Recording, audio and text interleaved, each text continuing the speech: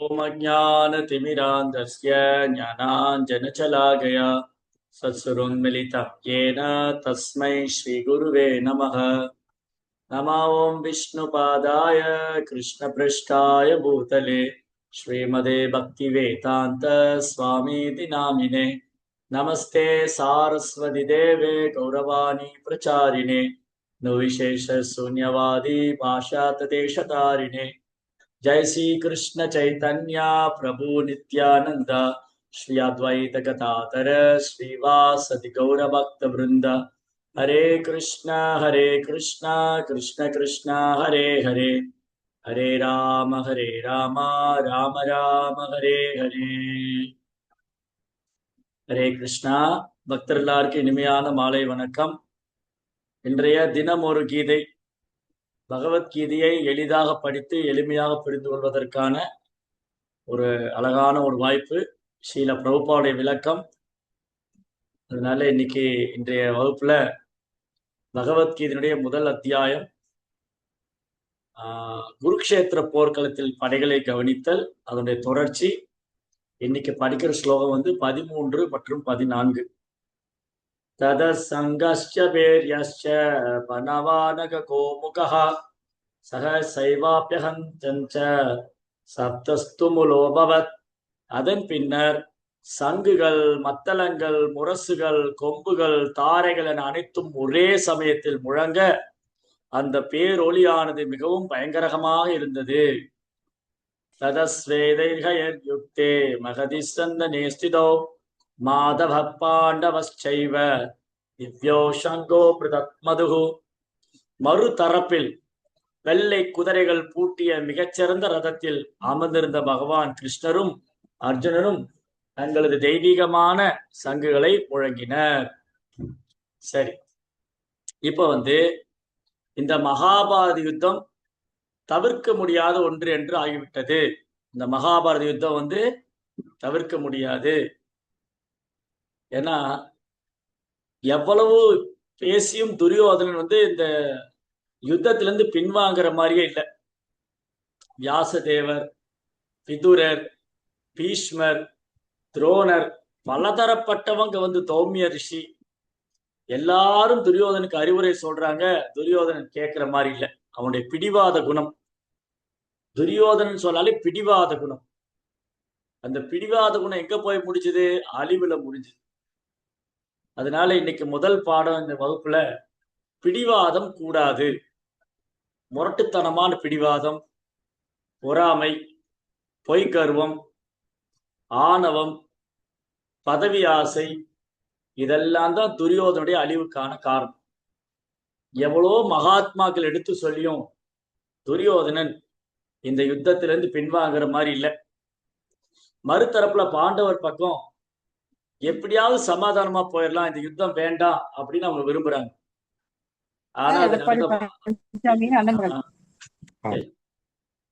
ஆனா அது நடக்கிற மாதிரி இல்லை. அப்ப என்ன ஆச்சு?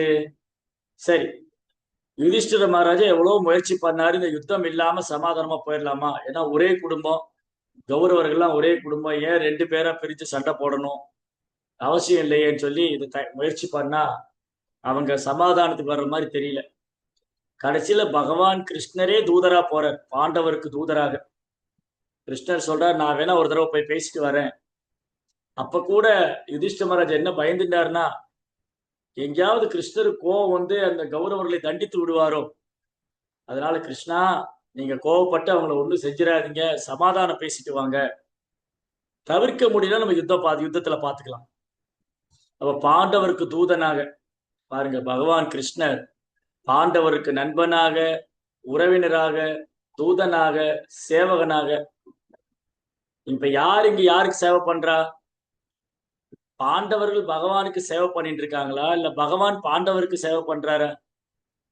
பகவான் தான் பாண்டவருக்கு நிறைய சேவை செய்தார். இப்ப பாண்டவருக்கா தூதனா போற. ரொம்ப அழகான திவ்ய தேசம் காஞ்சிபுரத்துல பாண்டவ தூத பெருமாள்.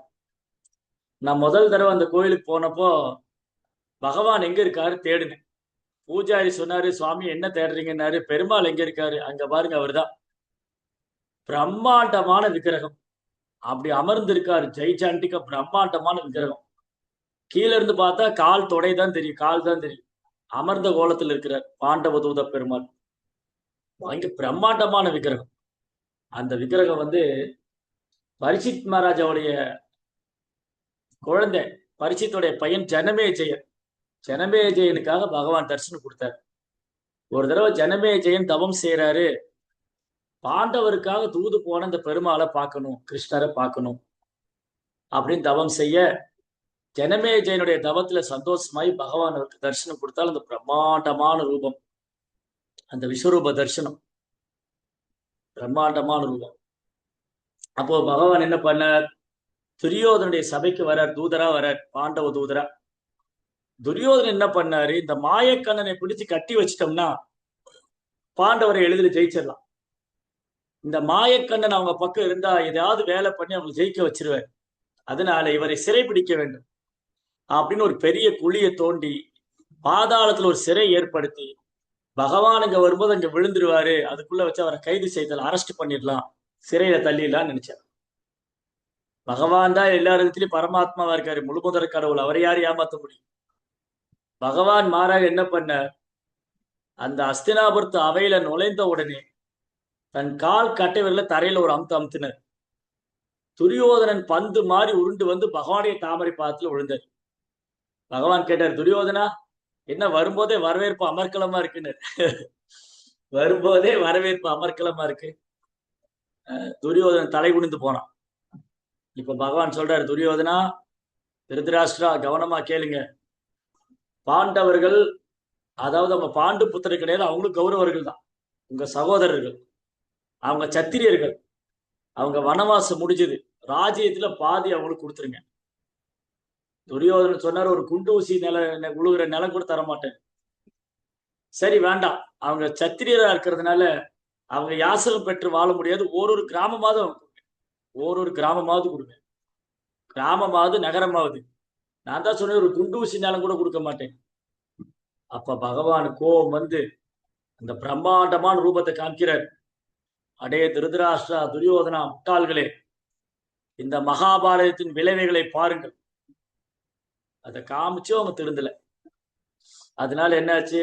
மகாபாரத யுத்தம் தவிர்க்க முடியாது. அதனால குருக்ஷேத்திரத்துல 2 படைகளும் சேர்ந்திருக்காங்க.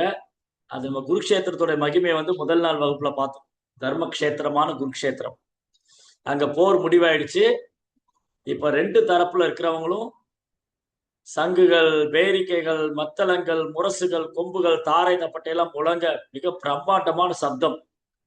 அந்த சப்தம் பயங்கரமா இருந்தது. வானை பிளக்கும் அளவுக்கு அந்த பேரொளி வந்து பயங்கரமா இருந்ததுதான்.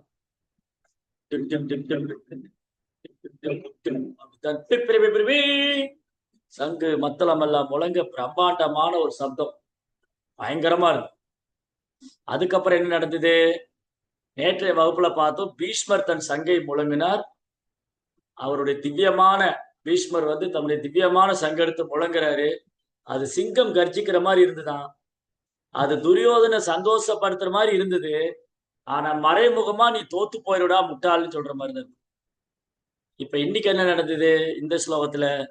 ததஸ்வேதைர்ஹயுக்தே மகதி சந்தனே ஸ்திதோ மாதவ பாண்டவச்சைவ திவ்யோ சங்கோ பிரதக் மதுகு.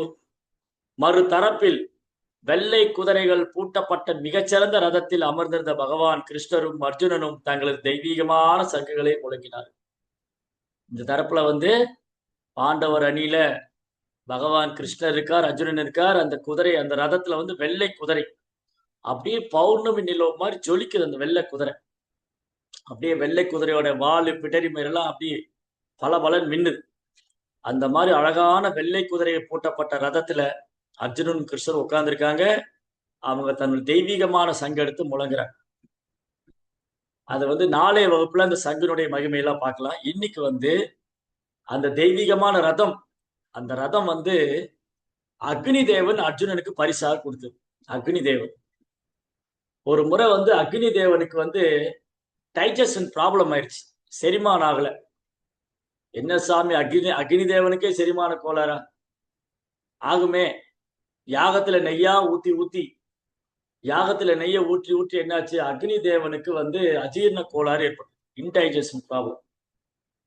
அப்போ அக்னி தேவனுக்கு வந்து என்ன நடந்ததுன்னா, காண்டீர வனம், காண்டீர வனம்ங்கிற ஒரு வனத்தை வந்து அக்னி தேவனுக்கு அர்ஜுனன் பரிசா கொடுக்குறாரு. காண்டீர வனம், அந்த வனத்தையே வந்து அக்னிக்கு இரையா கொடுக்குறாரு. அந்த வனத்தில் இருக்கிற எண்ணற்ற பாம்புகள் அதெல்லாம் அந்த வனத்துல வந்து அக்னி தேவனுக்கு இரையாக போனது. அப்ப அந்த அக்னி தேவனுடைய அந்த அந்த காண்டீர வனத்தை அக்னி தேவனுக்கு வந்து அர்ஜுனன் பரிசா கொடுக்க, அந்த காண்டீர வனத்துல மயன் ஒரு அசுரன் மறைந்திருந்தார். மயாதனவன் மயன். அவர் வந்து இந்த காடே தீ பத்தி எரியுது. காடு அக்னி தேவன் அந்த காட்டை விழுங்கும் போது காடே தக தகன் தீப்பத்தி எரியுது. அந்த மயன் வந்து நேர அர்ஜுனுடைய தாமரை பாதங்களை சரணடைஞ்சார். அர்ஜுனா, நீ வந்து இந்த வனத்தை அக்னி தேவனுக்கு பரிசா கொடுத்தாய். இந்த நெருப்பு என்னை விழுங்கி விடும் போல இருக்கு. என் உடம்பெல்லாம் சர்மமெல்லாம் எரிகிறது. எனக்கு நீங்க தான் அடைக்கலம் கொடுக்கும். அப்ப அர்ஜுனன் அந்த மாயதனவனுக்கு அடைக்கலம் கொடுக்க, அவர் கைமாறாக நான் என்ன செய்ய வேண்டும் என்று கேட்டார். அர்ஜுனன் சொன்னாரு, நான் கைமாறு எதிர்பார்த்து உதவி செய்யல. ஓ மயாதனவா, நான் கைமாறு எதிர்பார்த்து உதவி, நீ அடைக்கலம் என்று வந்தாய், நான் உதவி செய்யறேன். அப்புறம் இல்ல அர்ஜுனா கேளுங்க, நான் தான் உதவி செய்யறேன். பகவான் இருக்காரு, அவரை தவிர எனக்கு யார் உதவி செய்ய முடியும்? இல்ல சொல்லுங்க. அப்புறம் பகவான் சொன்னாரு, சரி நீ அவருக்காக ஒரு அழகான மாளிகை கட்டி கொடு. இந்திரபிரஸ்தத்துல ஒரு அழகான மாளிகை. அந்த மயதனவன் கட்டிய மாளிகை தான் எது வாசல், எது நிலம், எது நீர், எது கண்ணாடி, எது உண்மை கண்டறியவே முடியாது. மாயஜாலங்கள் நிறைந்த ஒரு அழகான மாளிகை, மாயாஜாலம் நிறைந்த மாளிகை. அந்த மாளிகையை பார்க்கதான் ஒரு தடவை துரியோதனன் வந்தான். நிலம்னு நினைச்சு நீர்ல காலை வச்சா, நீரு நினைச்சு நிலத்துல நடந்து போனா, கடைசியில நிலம் நினைச்சு நீர்ல காலை வச்சு கீழே விழுந்துட்டான். அப்ப திரௌபதி எல்லாம் சிரித்து விட்டார்கள். அன்னையில இருந்து திரௌபதி மேல அவனுக்கு ஒரு தனிப்பட்ட ஒரு வெறுப்பு, பொறாமை, அவளை பழி வாங்க வேண்டும். இந்த மாதிரி மயன் பரிசா கொடுத்தாரு அந்த அரண்மனைய அர்ஜுனனுக்கு. அப்புறம் அக்னி தேவன், அக்னி தேவன் என்ன பண்ணாரு, தனக்கு வந்து இந்த காண்டீர வனத்தை வந்து பரிசா கொடுத்ததுனால அர்ஜுனனுடைய அந்த சேவையில அக்னி தேவன் திருப்தி அடைந்து அவருக்கு ஒரு அழகான ரதம், எல்லா திக்குகளையும் வெற்றி அடையக்கூடிய ஒரு அற்புதமான ரதத்தை பரிசா கொடுக்கிறார்.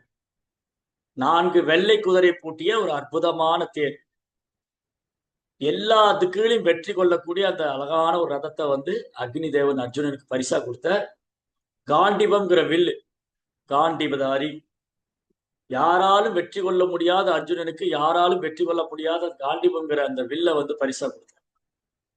இப்படி வந்து அர்ஜுனனுக்கு ஒரு அழகான ரதமும் காண்டிபம்ங்கிற வில்லும் அக்னி தேவன் பரிசா கொடுத்தது. இங்க பிரபுபா சொல்றாரு, மேலும் இந்த 2 நண்பர்களும் அமர்ந்திருந்த ரதம் அக்னி தேவரால் பரிசீலிக்கப்பட்டதாகும். உலகில் எங்கு சென்றாலும் எல்லா திசைகளையும் வெல்லக்கூடிய ஆற்றலை அந்த ரதம் பெற்றிருந்தது. இதெல்லாம் ஒரு ஒரு சப் சப் என்ன சொல்றது, ஒரு ஒரு 2ஆம் நிலை காரணம் தான். முதல் காரணம் பகவான் உட்கார்ந்துருக்காருங்க. ஜெயத்து பாண்டு புத்திரானம் ஏஷா பக்ஷே ஜனார்தன். பகவான் அர்ஜுனன் பக்கம் இருக்காரு. அதனால அர்ஜுனனை யாராலும் வெற்றி கொள்ள முடியாது. எத்திர யோகேஸ்வர கிருஷ்ணா எத்திர பார்த்தரோ தனுத்தரா தத்ர ஸ்ரீ விஜயோ பூதிர் திருவானிதிர் மதிர் மம. எங்கெல்லாம் உன்னத வெற்றி வில்லாளியான அர்ஜுனன் இருக்காரோ, எங்கெல்லாம் யோகிகளின் ஈஸ்வரனான யோகேஸ்வரனான யோகத்தின் அரசனான பகவான் கிருஷ்ணர் இருக்காரோ, அங்க செல்வம், வெற்றி, அசாதாரணமான வலிமை. அதனாலதான் இங்க வந்து பகவானுக்கு மாதவான்னு சொல்லியிருக்கு. இந்த ஸ்லோகத்துல என்ன சொல்லியிருக்கு, மாதவா, லட்சுமியின் கணவர். லட்சுமி தேவி எங்க இருப்பாங்க, பகவான் எங்க இருக்காரோ அங்கதான் லட்சுமி தேவி இருப்பாங்க. இன்னைக்கு பெரும்பாலும் மக்கள் லட்சுமி தேவி விரும்புறாங்க. எனக்கு லட்சுமி வேணும், லட்சுமி மேல கூரையை பிச்சு கொண்டு கொட்டணும், அப்படி லட்சுமி பூஜா பண்றது, லட்சுமி யாகம் பண்றது, லட்சுமி யந்திரா, லட்சுமி தந்திரா, லட்சுமி மந்திரா எல்லாம் பண்ணுவா. கிருஷ்ணரை விட்டுருவான். கிருஷ்ணரை விட்டுட்டு தலை குப்புற நின்று முயற்சி பண்ணா லட்சுமி வரமாட்டார். எங்க பகவான் இருக்காரோ அங்கதான் லட்சுமி. ஸ்ரீனிவாஸ் பகவானுக்கு இன்னொரு பேர் ஸ்ரீனிவாஸ். லட்சுமி தேவி அவர் மார்புல நித்தியமா வாசம் பண்ண, திருவால் மார்பன். திருவன் பரிசாரம், நாகர்கோயில்ல ஒரு திவ்ய தேசம். பகவான் மார்புல லட்சுமி தேவி நித்தியமா குடி கொண்டிருக்காங்க. அதனால பகவான் எங்க இருக்காரோ அங்கதான் லட்சுமி இருப்பாங்க. லட்சுமி மட்டும் வேணுங்கிறது ராவனுடைய பாவம். எனக்கு ராமர் வேண்டாம், சீதை மட்டும் வேணுங்கிறது ராவனுடைய பாவம். ராவனை மட்டும் நினைச்சிருந்தா, சீதையை வேணும் ராவணன் திருப்பி இருந்தா, ராமரோட சேர்த்து சீதையை கடத்தியிருந்தாருன்னா அவர் தூய பக்தர் இருப்பார். ராவணன் ராமரோட சேர்த்து சீதையை கடத்தியிருந்தா அவர் பக்தர் இருப்பார். ஆனா எனக்கு ராமர் வேண்டாம், சீதை மட்டும்தான் வேணும்னால அவர் ராமர் கையில கொல்லப்பட்டார். அந்த மாதிரி யாரெல்லாம் எனக்கு லட்சுமி வேணும், பெருமாள் வேண்டாம்னு நினைக்கிறாங்களோ அவங்க அசுர குணம் படைத்தவங்க. ராவனுடைய ஃபேமிலியில வரக்கூடிய ராவனுடைய மென்டாலிட்டி. எனக்கு லட்சுமி வேணும், பெருமாள் வேண்டாம். லக்ஷ்மி வேணும், நாராயணர் வேண்டாம். ஆனா லட்சுமி தேவி எங்க இருப்பாங்க? பகவான் எங்க இருக்காரோ அங்கதான் லட்சுமி தேவி இருப்பாங்க. அதனால இங்க ரொம்ப அழகான வர்ணனை. பகவானுக்கு மாதவான் என்று திருநாமம். மாதவன் என்றால் லட்சுமியின் கணவன், மணவாளன். லட்சுமி தன் நாயகனை விட்டு என்றும் பிரிந்து வாழ்வதே இல்லை. எனவே பகவான் விஷ்ணுவின் கிருஷ்ணரின் திவ்ய சங்குலின் முழக்கம் வெற்றியும் செல்வமும் அர்ஜுனுக்கு காத்து கொண்டுள்ளது என்பதை சுட்டி காட்டுகிறது. ஹரே கிருஷ்ணா. அதெல்லாம் இன்னைக்கு அழகான பாடம் என்னது? துரியோதனுடைய பிடிவாத குணம், பொறாமை, வீண் கர்வத்தினால் அவன் அழிந்து விட்டான். ஒட்டுமொத்த ராஜ்யம் இழந்தது மட்டும் இல்ல, குரு வம்சமே அழிந்து விட்டது. துரியோதன் ஒருத்தனுடைய பிடிவாதத்தினாலையும் அவனுடைய அபராதங்கள், வைஷ்ணவருக்கு எதிராக செய்த குற்றத்தினால, பாண்டவருக்கு குற்றம் விளைவித்ததினால் அந்த குரு வம்சமே அழிந்து விட்டு. அதுக்கப்புறம் ரெண்டாவது, லட்சுமி தேவி எங்க இருப்பாங்க? பகவான் எங்க இருக்காரு? லட்சுமி தேவி இருப்பாங்க. அதெல்லாம் அர்ஜுனன் பகவானுடைய தாமரை திருப்பாத்தை பற்றி கொண்டதுனால அவருக்கு செல்வம் வெற்றியும் நிச்சயம் என்பது இதுல இருந்து உறுதியாகிறது. அப்ப இந்த கலியுகத்துல பகவான் நாமத்துல இருக்கார். ஹரே கிருஷ்ணா கிருஷ்ண கிருஷ்ணா ஹரே ஹரே, ஹரே ராம ராம ராம ஹரே ஹரே. பகவான் நாமத்தை உச்சரிக்கிறவங்களுக்கு செல்வம், வெற்றி, அசாதாரண வலிமை எல்லாம் தானா பின்தொடரும். அவர் எது பின்னாடி போக வேண்டாம். ஹரே கிருஷ்ணா. ஜெய் ஸ்ரீல பிரபுபாத் கி ஜெய்.